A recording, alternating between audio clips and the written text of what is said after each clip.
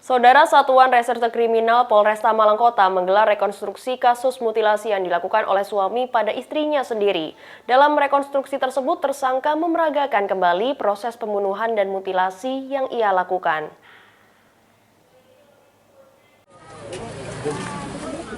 Tiba di lokasi kejadian Jalan Serayu, Kota Malang, James Lodwig disambut dengan sorakan dan teriakan dari warga sekitar yang jengkel dengan perbuatan pelaku.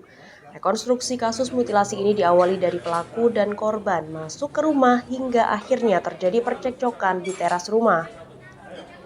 Dalam percekcokan tersebut, pelaku membunuh istrinya hingga memutilasi jasad korban.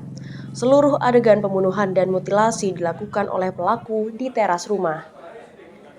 Kasat Reskrim Polresta Malang Kota, Kompol Danang Yudanto, usai proses rekonstruksi bilang bahwa rekonstruksi dilakukan untuk melihat kesesuaian BAP dan kondisi sebenarnya. Ada 7 adegan yang diperagakan oleh pelaku di hadapan petugas.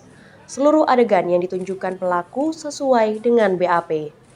Rekonstruksi ini tujuannya adalah untuk memperjelas hasil dari keterangan saksi dan juga alat bukti yang kita sita, untuk kemudian ada persesuaian dengan keterangan para saksi dengan jalannya tindak pidana yang sedang kita sidik. Sehingga jelas urutan-urutannya mulai dari awal datang ke rumah bersama korban hingga terjadi percekcokan hingga mengambil pisau kemudian tongkat hingga memutilasi korban itu tampak jelas untuk nanti mempermudah dalam proses penuntutan dan persidangan. Sebelumnya, pada 31 Desember lalu, warga Jalan Serayu, Kota Malang digegerkan dengan kasus mutilasi yang dilakukan oleh James Lodwig kepada istrinya sendiri.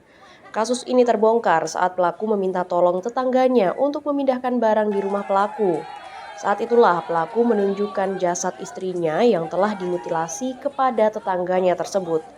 Usai memutilasi istrinya, pelaku menyerahkan diri ke kantor polisi.